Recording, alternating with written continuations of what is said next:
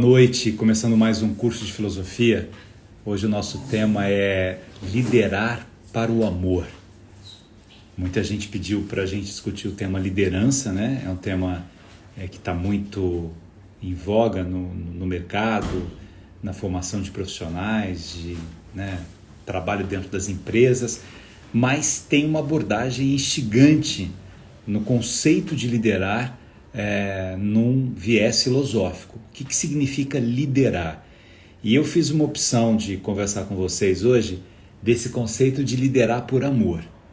Como é que um líder pode ser um líder amoroso, né? Às vezes você tem uma visão do líder como alguém que tem muitas responsabilidades, tem que dizer não para muita coisa, tem que cobrar resultados. A gente vive numa época em que nós experimentamos uma sociedade do desempenho, da cobrança. Você é cobrado o tempo todo, né? Não importam os problemas que você tem, se você está magoado ou não está, se está com condições de trabalhar ou não está, você tem que desempenhar, você tem que render, né?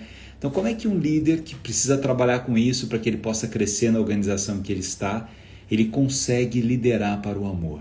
Vamos tentar entender que conceito é esse de liderar para o amor. Primeiro que só lidera para o amor quem lidera com amor. Eu preciso acreditar nesta força do amor, no significado do amor. Independentemente do tipo de líder que eu sou. Se eu estou liderando a minha família, se eu lidero um grupo de 2, 5, 10, 50 pessoas, 1000 pessoas, se eu lidero uma cidade, se eu lidero um país, não importa. Onde quer que eu lidere, como é que eu consigo liderar com amor? É interessante que talvez a reflexão sobre isso, né? O que é esse amor, né? Porque as pessoas olham o amor como algo meio frágil, assim, né? Amor a gente pensa de amor de mãe, que perdoa tudo, que você deita no colo da mãe, né? Que é a mãe que passa a mão no seu cabelo. Você pensa no amor eros, no amor apaixonado, e aí o amor apaixonado não tem condições de fazer um senso crítico, né? Porque a razão briga com as emoções. Esse amor que eu estou me referindo é o amor no sentido mais profundo do conceito do amor. Amor responsabilidade, amor essencialidade, amor matéria-prima da qual eu sou feito. Eu sou feito de amor, você é feito de amor. Então como é que eu permito que o amor ele marque a relação que eu tenho com as pessoas? O amor me faz responsável, o amor me faz cuidadoso, o amor me faz atencioso, o amor me faz paciente. Como é que eu consigo desenvolver esses atributos todos quando eu estou liderando? É interessante que Maquiavel, quando ele falava do príncipe, né, dos governantes, ele dividia em 2 palavras. A gente já fez até uma live sobre isso, né, para falar do sucesso de alguém no poder. Uma palavra é fortuna e a outra palavra é virtude. Fortuna é sorte, é ocasião. Eu estou no lugar certo, no momento certo, e eu encontrei a pessoa certa que me deu uma grande oportunidade. Falei assim, eu sou uma pessoa de sorte. Eu, com dificuldade de pagar minha faculdade, tinha uma senhora que ia ser atropelada atravessando a rua, e eu fui ajudar essa senhora a ser atropelada, e ela não foi atropelada, e ela, muito bondosa, começou a querer saber da minha vida, descobriu que eu não conseguia pagar a faculdade e resolveu pagar para mim. Eu falei, mas que sorte que eu dei, né, de encontrar uma mulher assim. Eu posso ter dado sorte com isso, vai dizer Maquiavel, mas eu tive a virtude de ajudar uma pessoa independentemente de saber se aquela pessoa tinha dinheiro ou não, se ela retribuiria ou não aquilo que eu estava fazendo por ela. A virtude é o que depende da gente. A sorte não depende de mim. Eu posso ter ou posso não ter. Dizia Maquiavel, se existir esse negócio de sorte, de ocasião, de fortuna, isso representa no máximo 50% do resultado das nossas ações. Os outros 50% vêm da gente. Se eu não faço nada e vem a sorte, tudo bem, estou com 50%. Se eu não faço nada e não vem a sorte, estou com 0. Se eu faço e vem a sorte, estou com 100. Se eu faço e não vem a sorte, estou com 50. Então tá bom. O que ele está dizendo é o seguinte, faça. O exercício da liderança é um exercício de ação, em que você o tempo todo olha para você mesmo e ressignifica a sua maneira de liderar. Eu amo ser professor. E para mim, todas as vezes que eu entro numa sala de aula, eu sei o papel de líder que eu exerço numa sala de aula, que todo professor exerce. Como é que eu ressignifico a minha maneira de ser professor? Como é que eu lidero os meus alunos? Porque é um exercício tão nobre você saber que você, professor, está ali semeando bondade na mente dos seus alunos, semeando autonomia, semeando liberdade. A gente acabou de celebrar o centenário do Paulo Freire, né? Esse educador extraordinário que teve como grande bandeira de vida não excluir ninguém do processo educativo, que teve a coragem de dizer que ele, intelectual, não tinha medo de ser amoroso, que disse que as verdades dele eram provisórias, mas uma verdade, ele tinha convicção absoluta que esta verdade era verdadeira, que é a verdade de que ninguém é melhor do que ninguém. De repente, quando você olha, né, o que esse homem semeou, o mundo todo estudando a obra dele 100 anos depois, professor Paulo Freire, educador, olha o poder que tem um professor. Mas o poder que tem um líder religioso, o poder que tem um administrador de empresas, o poder que tem um médico, o poder que tem, enfim, profissionais de todas as ordens que se relacionam com pessoas que lideram. O poder que tem um diretor de uma escola, o poder que tem o dono de um restaurante que contrata 10, 15, 20 pessoas e que a sua vida é um exemplo para ele. Imagine então o poder que tem um prefeito, um governador, um presidente que preside um país, que governa um estado, uma cidade e que teve a confiança das pessoas para isso. É preciso ter virtude para isso. Aqui tem uma outra coisa, a gente pode falar assim, né? Nos nossos tempos, o poder é de quem tem muitos seguidores, né? O poder é dos youtubers, o poder é dos influencers. Eu acho que é importante a gente fazer uma distinção entre fama e valor. Tem gente que tem fama, mas que não agrega valor. A fama, ela é efêmera. Você pode ter 100 mil seguidores, 1 milhão, 2 milhões, 10 milhões. Você pode ter muita fama, mas você pode ter uma fama de desonesto, você pode ter uma fama de agressivo, de violento, você pode ter uma fama de enrolador. Você pode ter fama. A gente viu pessoas, né, que ficaram famosas por fazerem chacota de outras pessoas. Mas isso não é valor. Valor é algo muito mais profundo. A fama é aquela circunstância em que as pessoas começam a falar de mim. Fiquei famoso, as pessoas estão falando de mim. Apareci numa novela, apareci num filme, fiz um tipo de programa que deu tantos, né? Fiz um vídeo e o vídeo foi visualizado por X pessoas, fiquei famoso. Nada contra as pessoas ficarem famosas, mas é muito diferente fama de valor. O valor, você melhora o mundo. Um líder precisa cultivar o valor, não a fama. Até porque eu posso liderar uma padaria pequena, né? Queria lembrar o nome, uma venda, né?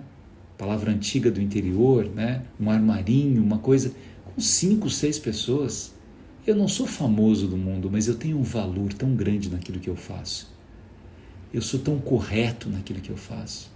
Eu toco com uma forma tão bonita na alma das pessoas por aquilo que eu faço, que é esse o valor significativo que eu tenho na minha vida.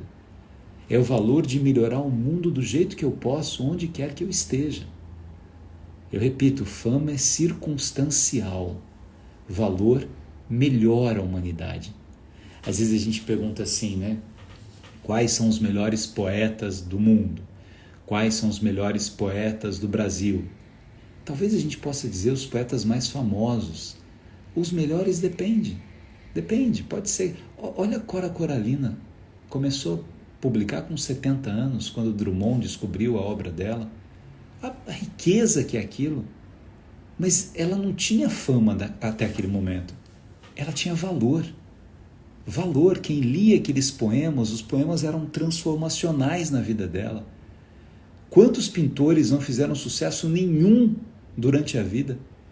E depois, né, na sua própria vida, na sua própria história, eles conseguiram dar valor para a humanidade numa obra que ficou. Quantos compositores também não conseguiram fazer, ter a fama naquele momento, mas tinham valor. Essa dimensão do valor é algo muito profundo para a gente.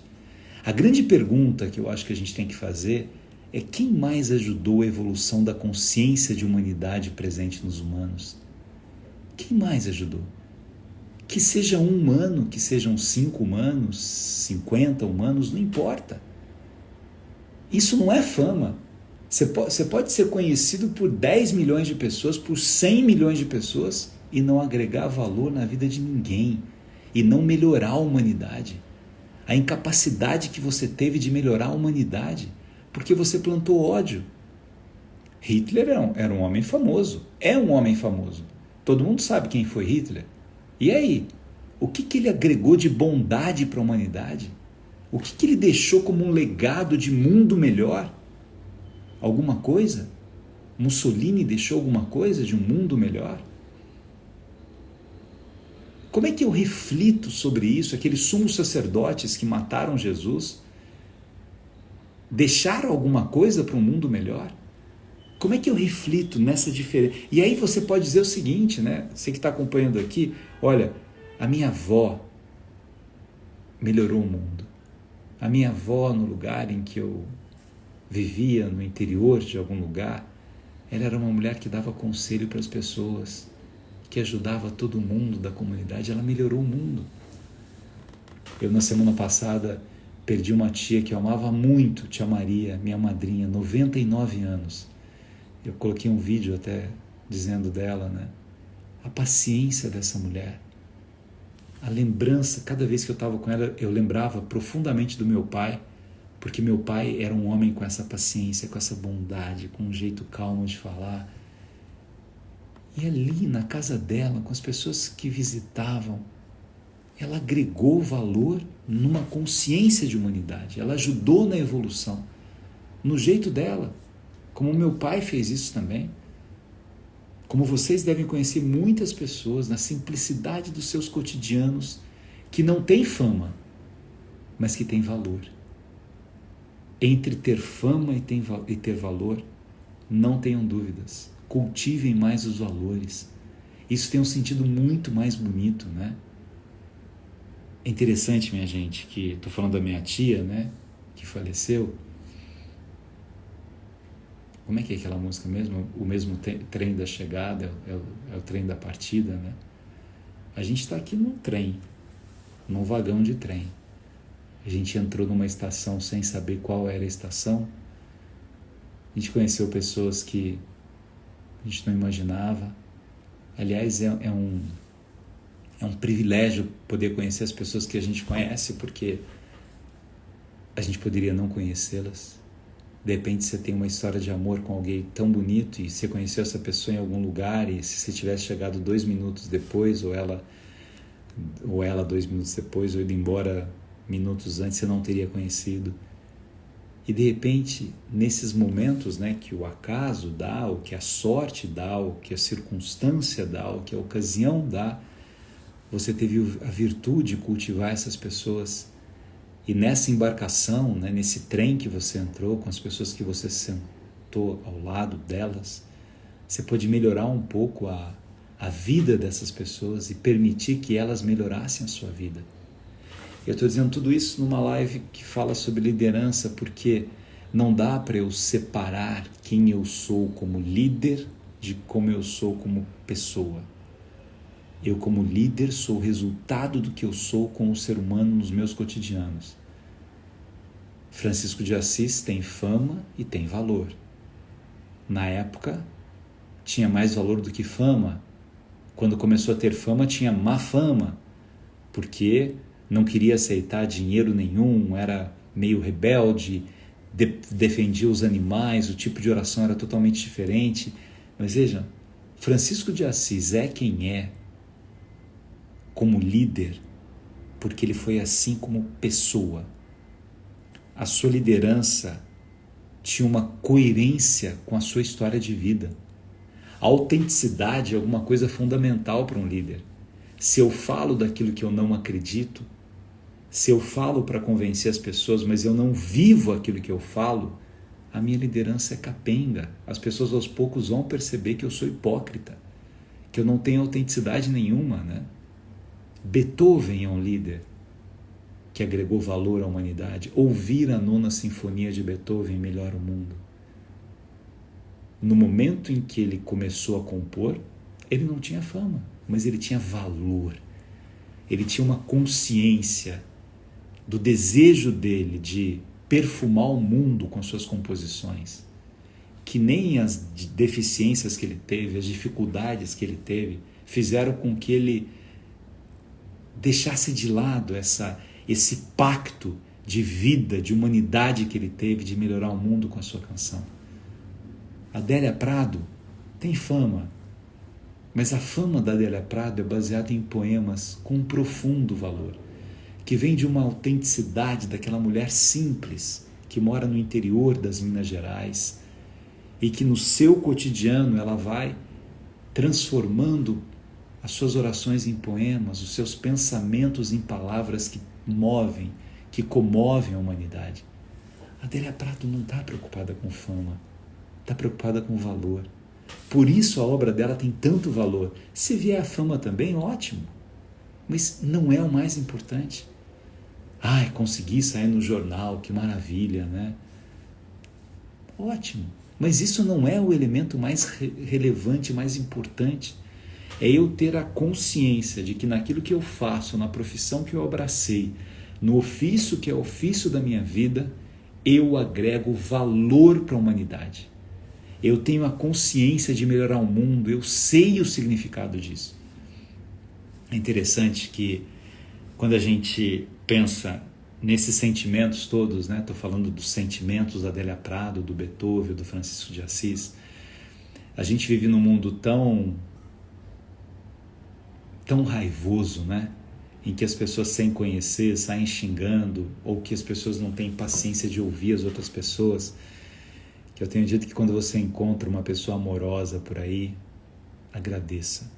Uma pessoa em que os sentimentos, né, brotam de uma forma bonita, agradeça o privilégio de poder conhecer pessoas que transbordam sentimentos. É tão interessante que mesmo, né, o universo que eu convivo, o mundo acadêmico, universitário, hoje menos, porque eu fui ficando mais velho, mas no começo, quando eu falava muito da dimensão afetiva na relação professor e aluno e tal, eu via que alguns, né, dos meus colegas olhavam para mim e falavam assim, será que isso é importante, né? E achavam que um intelectual, ele não podia ser amoroso, né? Acabei de dar o exemplo do Paulo Freire, que pensava o contrário disso, ele achava que um intelectual tinha que ser amoroso, mas é tão instigante que eu vi as pessoas dizendo isso, né? Hoje está na moda, né? O pilar socioemocional, como é que se desenvolve isso, mas eu tinha tanta convicção que a dimensão afetiva, ela era tão ou mais importante que o conteúdo, porque o conteúdo você pode buscar em muitos lugares e o conteúdo às vezes bloqueia você mesmo e te coloca num lugar de descrença de você mesmo. E a dimensão afetiva, ela iria fazer com que o conteúdo tivesse um significado para você. Quando você encontra uma pessoa com sentimentos, agradeça isso. Porque essas pessoas ajudam a aflorar os seus sentimentos. Um sorriso, né? Ajuda, a gente falou sobre o sorrir, a beleza do sorrir. Um sorriso ajuda a aflorar esses sentimentos. Um líder precisa ter sentimentos. E aqui eu queria refletir com vocês sobre 3 autoridades que um líder precisa ter, que você que é líder naquilo que você faz precisa ter. A primeira autoridade é uma autoridade intelectual. Se eu for dar uma aula de Maquiavel, eu preciso me preparar para falar de Maquiavel. Se eu for dar uma aula de gramática, se eu for fazer uma cirurgia, se eu for arrumar um computador, se eu for cantar, eu tenho que exercitar o meu canto. Isso é uma autoridade intelectual. Eu não posso ser um cantor que fica desafinando o tempo todo.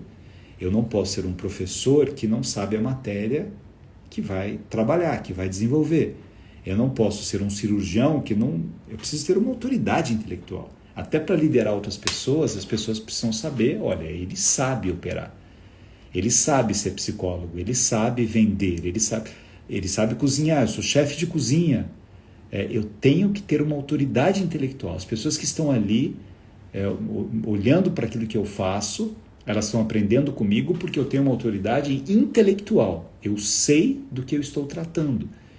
Eu sou advogado, eu vou advogar numa causa, eu estudo aquela causa, eu me preparo para aquilo, porque dependendo da minha atuação, eu vou ajudar a construir a justiça ou o contrário disso. Isso é uma autoridade intelectual. A autoridade vem de autor. Então, eu que tenho autoridade intelectual na relação com os meus alunos, eu faço com que os meus alunos sejam tão autores quanto eu daquilo que nós estamos pactuando juntos no conhecimento. Eu, médico, tenho uma autoridade que faz com que o meu paciente participe, seja tão autor quanto eu desse caminho que nós vamos percorrer para que ele tenha uma saúde melhor. Eu, nutricionista, eu tenho que ter uma autoridade intelectual, então no momento em que eu falo, que eu digo a quantidade de carboidratos, proteínas, o momento que eu como isso, aquilo, até que horário, eu estudei isso. Então a primeira autoridade é intelectual. Não dá para a gente ser sorridente, agradável, sem uma autoridade intelectual, Não, esse motorista de ônibus, ele é muito agradável, ele é muito sorridente, mas ele não sabe dirigir. Então ele não tem autoridade intelectual para dirigir um ônibus, porque ele não sabe dirigir um ônibus. A segunda autoridade é a autoridade moral.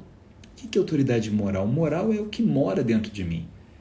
A autoridade moral faz com que o valor que eu tenha, ele seja coerente.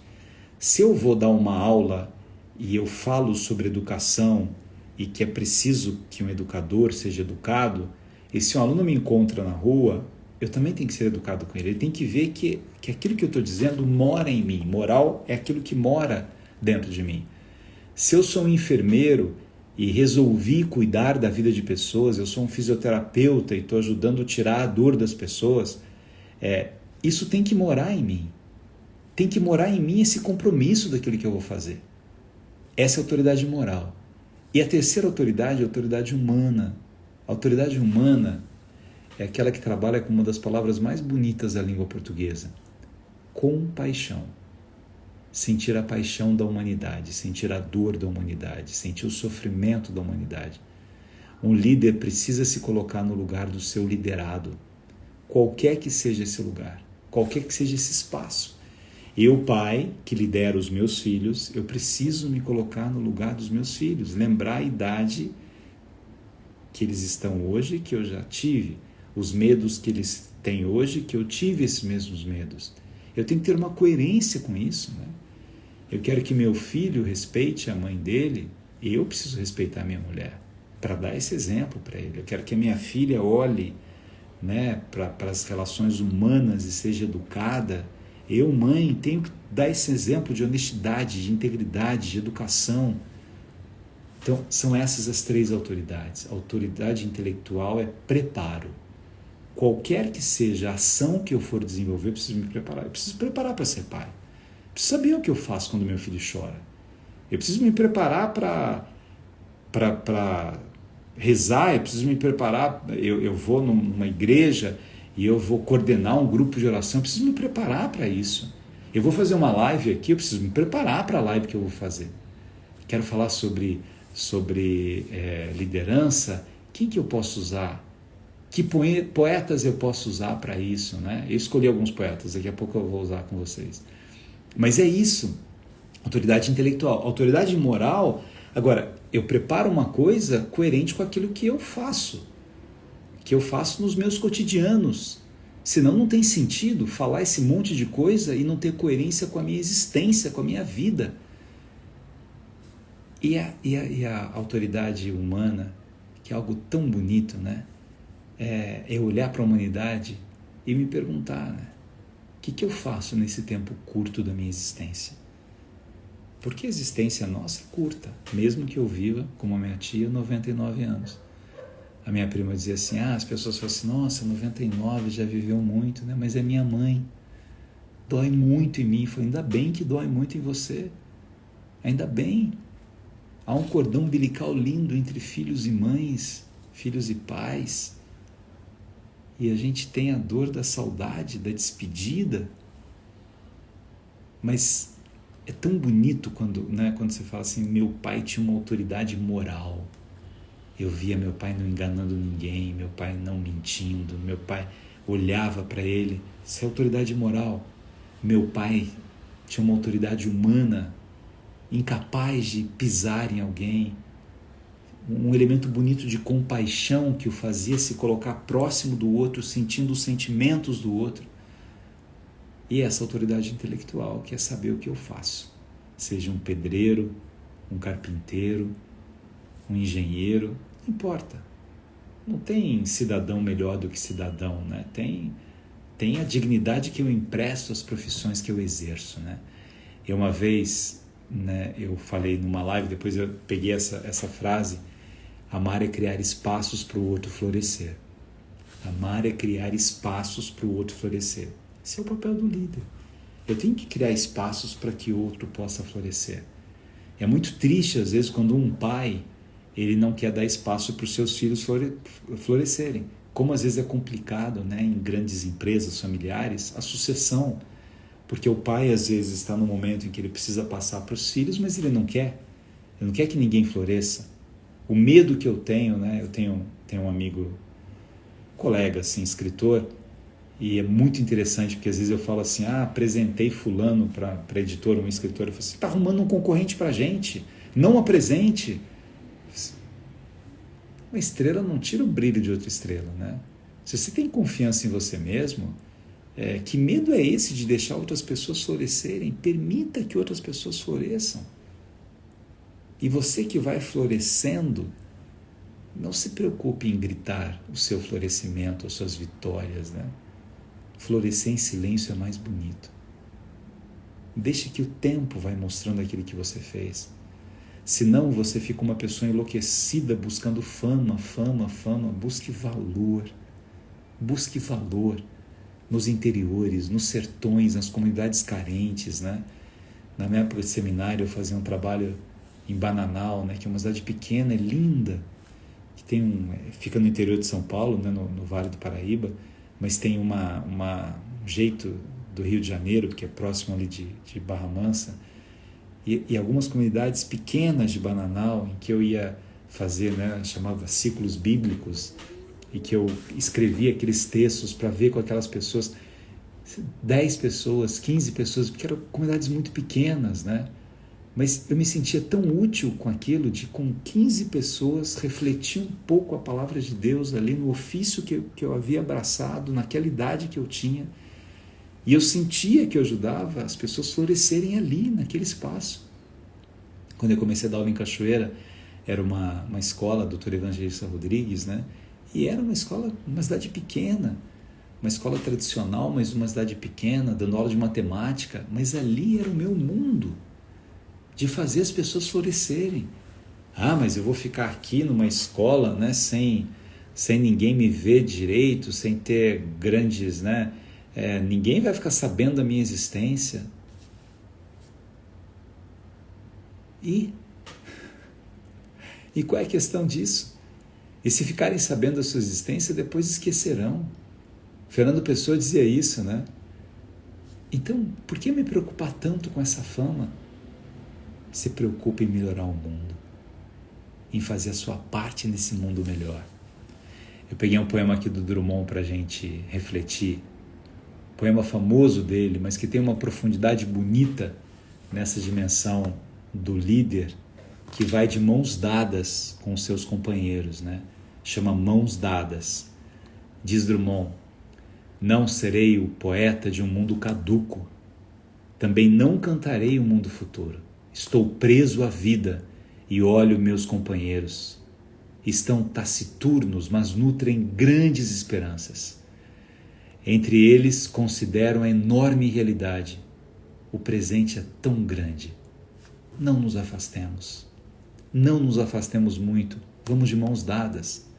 Não serei o cantor de uma mulher, de uma história. Não direi os suspiros ao anoitecer, a paisagem vista pela janela. Não distribuirei entorpecentes ou cartas de suicida, não fugirei para as ilhas, nem serei raptado por serafins. O tempo é a minha matéria, o tempo presente, os homens presentes, a vida presente. É isso que eu tenho como matéria, são as pessoas que moram na minha rua, são os meus vizinhos, são as pessoas da minha família, são as pessoas que eu cultivo, que eu conheço. Esse é o pedaço do vagão de trem do qual eu faço parte. Há pessoas mais agradáveis, há outras menos agradáveis, há pessoas mais simpáticas, mais generosas, outras menos generosas, mas é esse mundo que eu vivo. Eu não vou para as ilhas, né, não serei raptado por serafins. Quem gosta de anotar as coisas, essa parte para mim é tão bonita, olha, o presente é tão grande. Não nos afastemos muito, vamos de mãos dadas. Para que a gente vai se afastar? Não é tão mais gostoso a gente ir de mãos dadas? Mesmo que mais devagar. Eu estava falando da minha outra tia na crônica desse domingo, e aí na idade dela os passos são mais lentos, então para caminhar de mãos dadas com ela eu preciso ir mais devagar. Mas por que eu tenho que ir depressa? Por que eu tenho que ir tão rapidamente e não viver a beleza de caminhar de mãos dadas? Não serei o poeta de um mundo caduco. Não cantarei o futuro, é o presente. É isso que eu tenho. Vamos para um outro poema? Eu escolhi um poema do Ferreira Goulart que chama Homem Comum, para falar sobre essa liderança do homem comum. Diz ele: sou um homem comum, de carne e de memória, de osso e esquecimento. Ando a pé, de ônibus, de táxi, de avião, e a vida sopra dentro de mim, pânica, feito a chama de um maçarico, e pode subitamente cessar. Sou como você, feito de coisas lembradas e esquecidas, rostos e mãos, o guarda-sol vermelho ao meio-dia, em pastos bons, defuntas alegrias, flores, passarinhos, facho de tarde luminosa, nomes que já nem sei. É isso que nós somos. Tem dia que a gente está muito feliz, tem dia que a gente está muito triste, tem dia que a gente acha que nada compensa na vida. E um líder enfrenta isso também.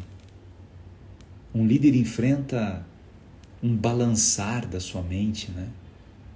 Esses dias, num dos trabalhos que eu faço de filosofia empresarial, numa das empresas, um dos líderes que tem uma empresa que é de capital aberto, né?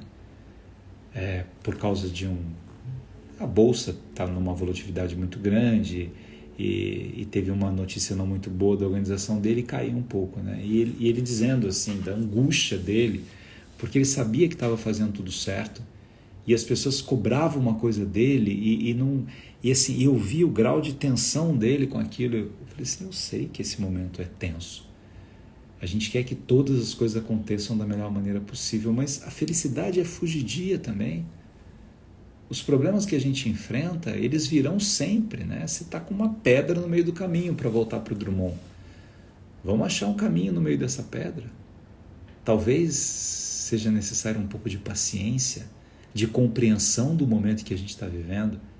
Você é um líder que tem autoridade intelectual, que tem autoridade moral, que tem autoridade humana, que trata bem os seus profissionais, que sabe do que faz. Eles confiam em você. Então não se esconda.